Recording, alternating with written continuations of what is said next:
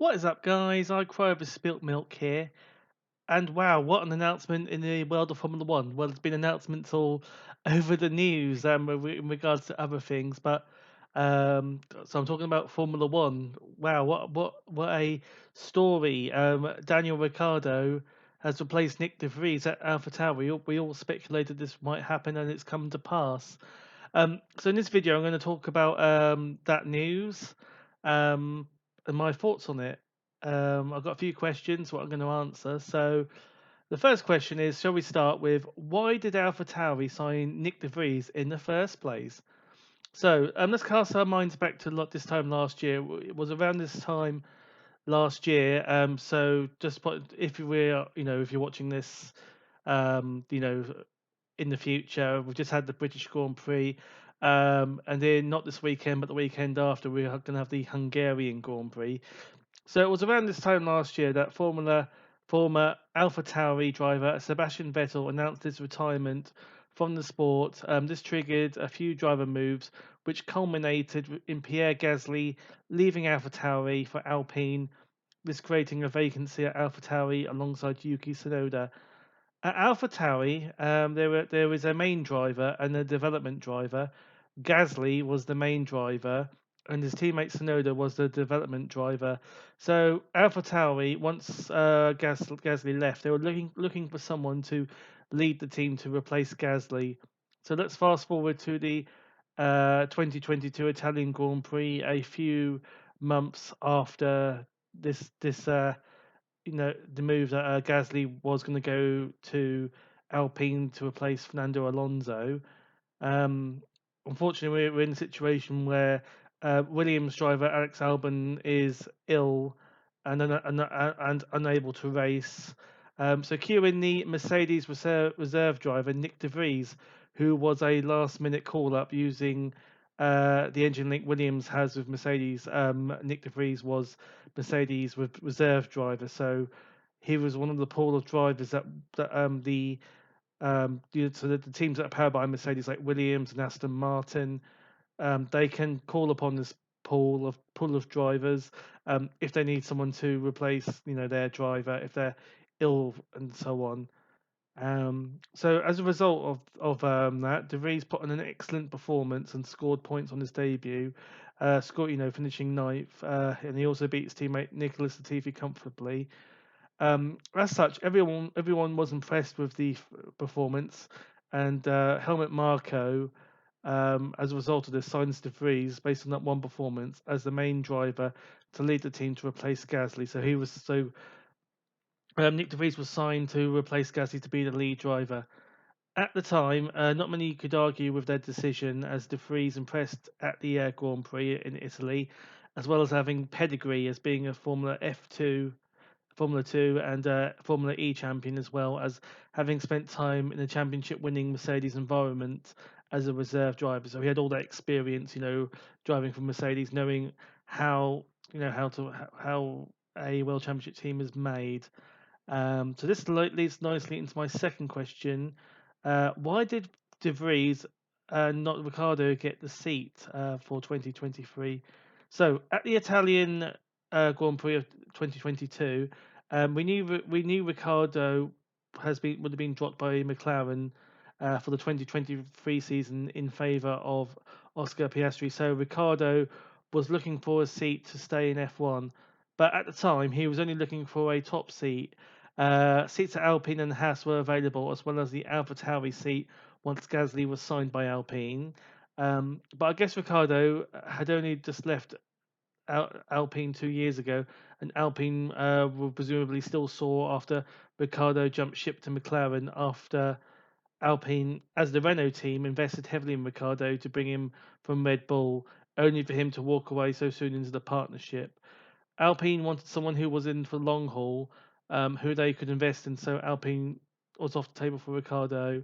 I'm sure a driver like Gasly would appreciate an opportunity like Alpine. I'm sure Alpine would be there for a few. Gasly would be at Alpine for a few seasons. Um, the other options for Ricardo were Haas and AlphaTauri. However, these were not competitive enough seats for Ricardo. And maybe Ricardo, after his season with McLaren, just wanted some time away from the sport to compose himself.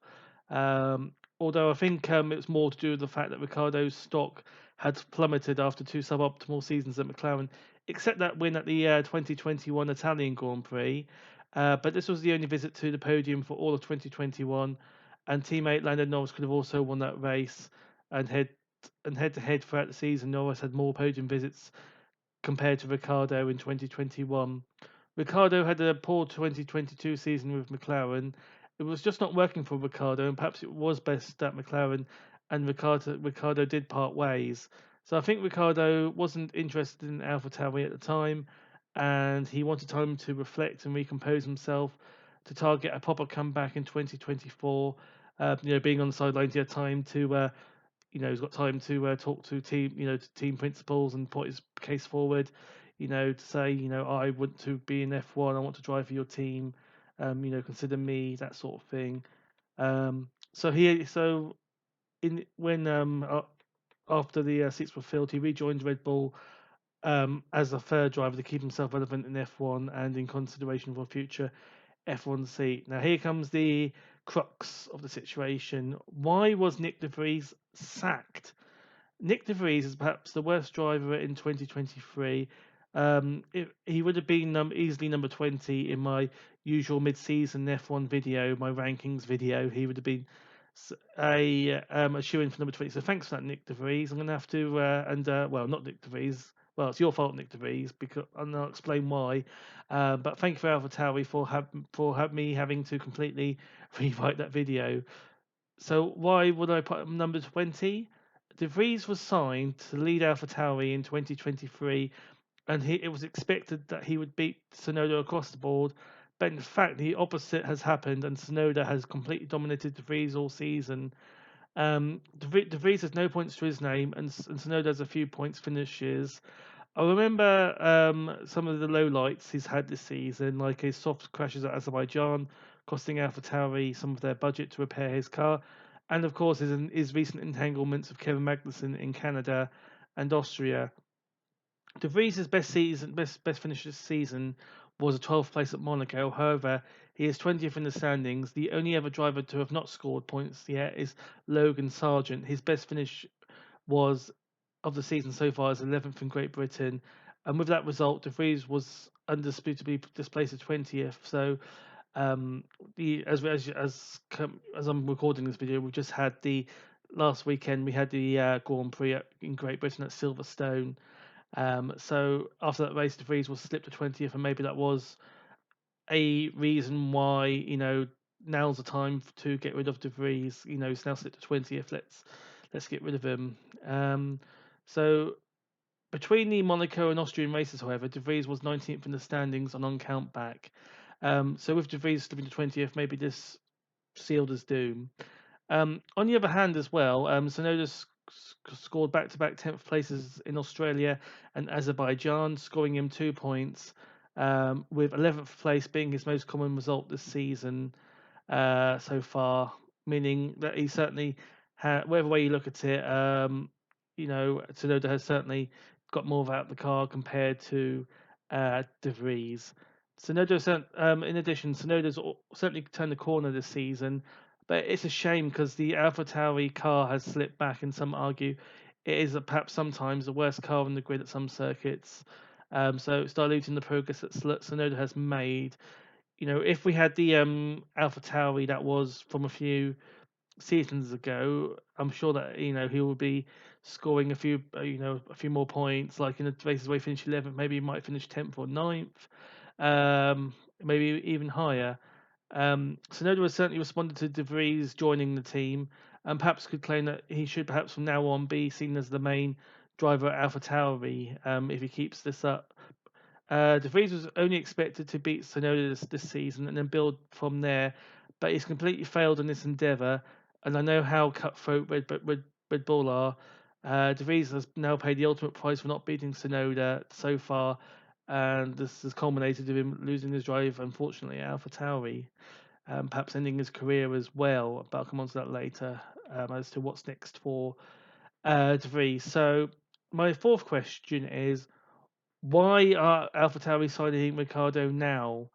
As early as the third round of the season at his home race in Australia, Ricciardo made it very clear he wanted to be back in F1 ASAP. He has had a few months away from Formula One and is now ready to return. But hang on, Ricciardo turned his nose up at Alpha Tauri for 2023. He could have had that seat. What changed? I think Ricciardo realizes now he needs to prove to everyone again that he is the real deal, and his time at McLaren was a blip, and that it was just because the McLaren and Ricardo not gelling together. That's why Ricardo didn't do well at McLaren. If Ricardo was given another car, a different team, he wants to show why. He perhaps he can show why he's a multiple race winner. But is there an ulterior motive? Ricardo doesn't actually see himself as an AlphaTauri driver. This is just a means to an end and to get himself back to a Red Bull seat. With Sergio Perez looking vulnerable, failing to get into Q3 in the last 5 Grand Prix, and having to make all these races just damage limitation. I think he's only got one podium in the last 5 races as well. It's now the optimal time for Ricciardo to join AlphaTauri. I imagine a possible scenario. We will be into the summer break after the next 2 Grand Prix at Hungary and Belgium. If Ricardo really impresses in those 2 races and Perez continues to crack under the pressure, could we perhaps see Ricardo and Perez potentially swapping by the time we come back after the summer break, ready for the Dutch Grand Prix? It might seem far fetched, but Red Bull have history changing drivers around during the summer break. I think Perez is okay for now, but going into the 2024 season, will all the other teams be more competitive? And would that mean Ricardo need a driver like Ricardo, no, not Prime Ricardo, to help Red Bull stay at the front? As I said many times before, I think Perez is a great driver and is very deserving of a Red Bull seat. But let's remember, Red Bull plucked Perez from the gutter. Perez would have been out of a drive for 2021 after Racing Point dumped Perez for Vettel. In addition, Red Bull was Verstappen's team, and if Perez is causing problems for Verstappen, I'm sure Red Bull would have no qualms in shipping Perez to AlphaTauri or even completely out of a drive altogether. But let's remember a few years ago when Ricciardo was chased out of Red Bull by Verstappen. Maybe it has taken Ricciardo a few seasons to soften his attitude to Verstappen, and maybe Verstappen would want to find Ricciardo to push him and keep him on his toes. So if Ricciardo is one is wanting to join AlphaTauri as a Trojan horse, as a stepping stone to a better team, like what Gasly did. Um, Gasly waited for the right opportunity to arise, and as long as Ricciardo does well for AlphaTauri, he can take the same approach as Gasly did. So wait for the opportunity to come and just keep doing well. Maybe if one of the Ferrari drivers has had enough with the shenanigans that the Ferrari strategists are pulling, or if Lewis Hamilton does not sign a new contract with Mercedes, or if the new Audi team look good, by being at AlphaTauri doing well, he will put himself nicely into consideration for these types of seats if they become available. Signing for AlphaTauri now for Ricciardo is a means to an end in a nutshell for Ricciardo. So I think it's just joined to AlphaTauri just to to show everyone that he's still a good driver, and to put himself in consideration, and basically create a shop window for himself. So question 5, here's a good one. Why did AlphaTauri sign Ricardo instead of Liam Lawson or another driver in the Red Bull Driver Academy?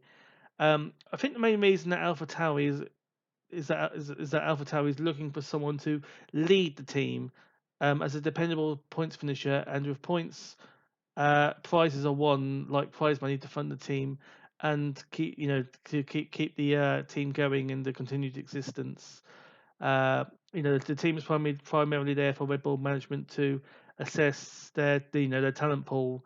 They've got their seats there to see, okay, we want to assess this driver. Will they be good for Red Bull in the future, or just to see how they get on? Their development, see how they get on season after season. Ricardo would perfectly fit this description of being the driver that they need to fill the space left by Gasly. Sonoda is still being seen as a development driver for now, But if he keeps progressing, maybe he will be seen as the lead driver when Ricciardo does leave the team, and then perhaps then they'll sign Liam Lawson as their development driver, with Tsunoda becoming the lead driver. I think Red Bull have learnt their lesson of promoting too early based on how things went for Gasly and Albon. But let's remember this precedent of early promotion was set by Verstappen and Sainz. After a couple of seasons, they were definitely ready for a top flight F1 drive. Verstappen has since become a double world champion, and has been exceptional for Red Bull ever since he joined the team, scored, winning on his debut. And Sainz he's had a solid, career, with drives at Renault, McLaren, and Ferrari. Sainz has been he's been faultless. He hasn't really done. I can't think of anything since his left Alpha Tauri. Sorry, when it was Toro Rosso. I can't think of. I'm sure every driver has a mishap from now and again, but I can't think of anything major. Do you know what I mean? Something like you think, oh, that was really an amateur mistake. I think Gasly and Albon were promoted too early to Red Bull, but both drivers are doing well now, and perhaps and I think if Red Bull was to sign either Gasly or Albon, I think they would do a solid job now, if they were given the Red Bull seat. As such, Red Bull have learnt the lesson, and I think Lawson would do well to for this season to finish his Super Formula season in Japan to get more experience, and it would be nice for him to have a championship under his belt, just below F1 level. Just to it's just another thing for him to make his point, to say, I'm ready for F1. I've won this championship at a level that's just below F1. Give me a chance. I want to have a go at the Alpha Tauri. It'll give me ammunition for his case, and really put pressure on Red Bull to make that decision to fill one of their Alpha Tauri seats with Liam Lawson. In addition, with this logic, this is why Red Bull perhaps overlooked Lawson for now for the Alpha Tauri seat, and it went to De Vries. De Vries being seen as as the lead driver. He's got the De Vries winning the F2 and the Formula 2 and Formula E championships, and that performance, in a Williams, scoring points in the Williams, perhaps the worst car at the Italian Grand Prix in 2022. That showed real, sort of like talent and skill to do that. So obviously at the time, not many people could fault, whoever made that decision to sign De Vries to AlphaTauri. No one could, that decision couldn't be faulted. I'm like, yeah, I can see that. I can see that's a good decision. I can get behind that one. So coming back to Liam Lawson, I think he just needs to keep impressing, and I see him as the natural heir to the AlphaTauri seat. Now Ricciardo's no longer a contender, so I think if a seat does become available at AlphaTauri, Lawson should definitely have it. I think Lawson should definitely be ready for for at least the 2025 season. This will give time for the F1 market to move. Maybe other drivers may retire or be dropped, and then Ricciardo or Tsunoda, will be signed to replace these, the outgoing drivers to open the seat for Lawson. In summary, Red Bull have learnt their lesson from promoting too quickly.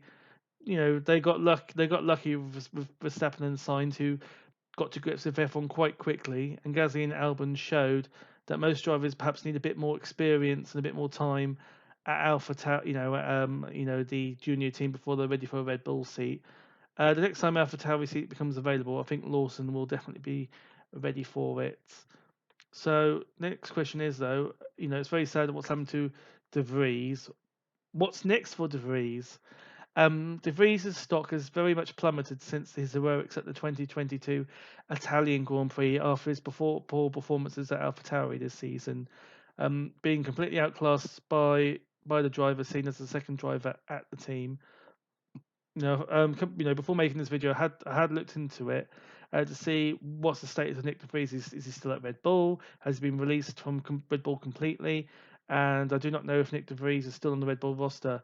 But I see in a statement, when Ricciardo was announced at the team, he's been signed on loan from Red Bull. So in effect, Ricciardo is still Red Bull's third driver and is now an AlphaTauri driver simultaneously with that role.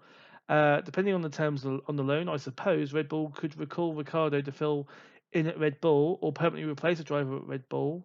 Again, alluding to what I mentioned as a possible scenario, Ricciardo could find himself at Red Bull very soon. Red Bull still got tabs on him, so they control um, Ricciardo at the moment. It's convenient to let him go to Alpha Tauri to on loan, just for. I don't know if they said it's for the end of the season, and I think that would be why a good idea to to assess Ricardo and see if he is ready to come back to Red Bull. Yeah. So for De Vries, if he has been released, I think he would do well uh, to stay away from F1 for now, as his stock at the moment is very much in the gutter, very at at the bottom as it can go. And the teams that overlooked De Vries for Formula One in the past will feel their decision to overlook De Vries, not to sign him, has been definitely been vindicated, and they can feel better about that decision they made with no regrets, knowing how he's turned out essentially. De Vries will be wise to join a lower tier racing series like DTM or IndyCar or Formula E again to rebuild his stock. Hindsight is a beautiful thing, and I bet De Vries would have been better served to pass up the opportunity at Alpha Tauri and keep a stock high. We're keeping in mind that performance at the 2022 Italian Grand Prix, as well as his Formula Two and Formula E titles, as well as his time at Mercedes as the reserve driver. At the time in 2022, after Gasly left AlphaTauri, it made complete sense for both De Vries and the AlphaTauri to be getting a partnership with each other as AlphaTauri's lead driver, to replace Pierre Gasly. I guess Formula One is not for some drivers who have had success at other motor racing disciplines. De Vries is one of them, and I can think of another one, Alex Zanardi. I'm sure there are other examples where they've, before coming to F1, they've, because De Vries won the Formula Three sorry, the Formula E Championship, not Free E. I'm sure there are other drivers, but I can't think of any at the moment who, Alex Zanardi. I think he did IndyCar. He won the IndyCar Championship. Yeah, he started his career in Formula One, and then he went away after not doing very well. He went away to America to IndyCar, impressed there, came back at Williams, and he was still absolutely rubbish. Um, and I'm sure there are drivers like that as well, but of course I can't think of any at the moment. So we're coming to the penultimate question: could the AlphaTauri move be a risky move for Ricardo? Potentially, yes. If Tsunoda does to Ricardo what he has done so far to De Vries for the rest of this season, I think that would very much end Ricardo's career, proving that he has declined as a racing driver, and that the time at McLaren wasn't a blip and just a natural progression for Ricardo, that he's on a decline as a racing driver. Looking at it another way, Sonoda isn't expected to beat Ricardo over the course of the season, so there is now nothing to lose for Sonoda. The pressure is essentially off for him. He's not expected to beat Ricardo. He has shown so far this season he's very much come of age. This is the season he came of age, and as long as as he is there or thereabouts to Ricardo to keep himself relevant, he should get a fourth season in F1, whether that be at AlphaTauri or a different team. Who knows? However, can you imagine what this would do to Tsunoda's stock if he does beat Ricardo over the final half of the season? He would certainly put himself in the frame for a Red Bull seat, or even like an Aston Martin seat if Alonso retires with Aston Martin's imminent um, joining of forces with the Honda team in a few seasons' time. I'm sure Honda would pressure Aston Martin into having a Japanese driver in one of the seats. So one of the seats would be Stroll for Aston Martin, and one of the seats would I'm sure Honda would lobby for a Japanese driver to be in that seat. Um, you know, it's well documented that in the past, Alonso and Honda haven't had the best of relationships. However, I think that's all been popped behind them now. It's that's water under a bridge. Kind of like with Ricardo's relationship with Verstappen. I think they're ready to be partnered again. I'm sure Um, that's Ricardo would be happy to put up with Verstappen for a Red Bull seat. Um, Yeah, so in answer to the question, yes, this could backfire. This move could backfire on Ricardo if Tsunoda does get the better of him, or if Ricardo puts in the same level as De Vries, signaling his decline as a driver. This can be seen as a flashpoint moment for Ricardo, a make or break moment. Ricardo has been given a lifeline. Can he now make the most of it? So the final question, the last question, question number 8, are the drive should the drivers in top teams like Sergio Perez feel under pressure now Ricardo is back on the grid? Again, this is down to Ricardo. If he does well and takes this opportunity with both hands, and to help create some tough decisions for Red Bull management to make, then yes, Perez could find himself being swapped with Ricardo, or even out of a drive altogether with the Red Bull family. Again, if Ricardo does well, if things happen at other top teams to create a vacancy, Ricardo now has a chance to put himself into the frame for that drive at the top team. For example, if one of the Ferrari drivers has enough with the team's poor decisions, or if Mercedes and Hamilton cannot come to terms, Ricardo should definitely find himself under consideration, or at least on the shortlist for the seat if he does well at Alpha Tauri. So here we go then, onto the conclusion. I think Alpha Tauri, or whoever made the decision, Red Bull management, made the right decision to drop the freeze. I do not like to see drivers lose their seat. No, I don't think anyone does. But it's give and take. If you're not performing, then you're no longer worthy. Unfortunately, with his poor performances and form, Nick De Vries has helped make this decision easier for the Red Bull management. But is the timing right? Um, After the 11th round at the Hungarian Grand Prix, uh, that would be the halfway point of the scheduled 22 Grand Prix this season. So if you're going to make a mid-season change, I think this would be a good time to do it. Nick De Vries has had half of his season to prove himself, to show what he can do. If he scored a few points by this point, or at least edged out Tsunoda, I think De Vries would be given the rest of the season and then assess the situation again at the end of the season. Maybe De Vries was intended just to be a stopgap for AlphaTauri until either Liam Lawson was ready or Ricardo felt ready to return to F1. And I think it would do no harm if De Vries did well. Maybe he'd get another season at AlphaTauri and then reassess again at the end of 2024. I think half a season is enough time for a driver to get the hang of a car. I would like to imagine Mick Schumacher during the 2022 season. I think there was a good cause to replace Schumacher mid-season. If Haas had a driver they wanted to try, I think not many people would argue dropping Schumacher. He wasn't performing at the time; he didn't score any points. Magnussen was getting a lot more out of the car.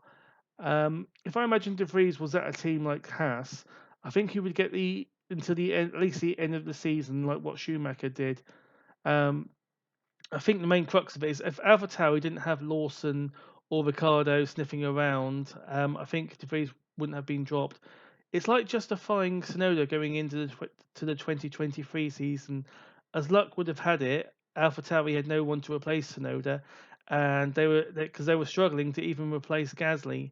I believe Tsunoda kept the seat by default as no one at the time was ready or available to take the seat away from him, and he's now he's in his first season. He is now this is coming of age. He's really shown he can be around the points. His most common finish is 11th place. He has scored a few points already. So he's always there in the hunt. So if it's one of the races where the Alpha Tauri it suits the track, suits the car, he'd be in a good shout to get to finish 10th or ninth for the lower points. Um, and he's got to take these opportunities. So, in conclusion to the conclusion, it's essentially one driver impressing in testing, hungry to come back to F1 proper, while the other driver, who's the incumbent, is underperforming, and basically it's worth a punt for to take a punt on a different driver, as the incoming driver surely cannot perform worse than De Vries.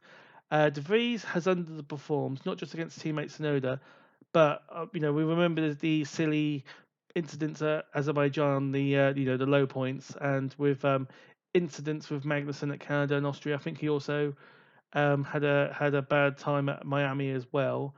While Ricciardo has been impressing in testing, essentially Alpha Tauri have nothing to lose. Replacing De Vries with Ricciardo, can't get any worse. But that's what I think. What do you think?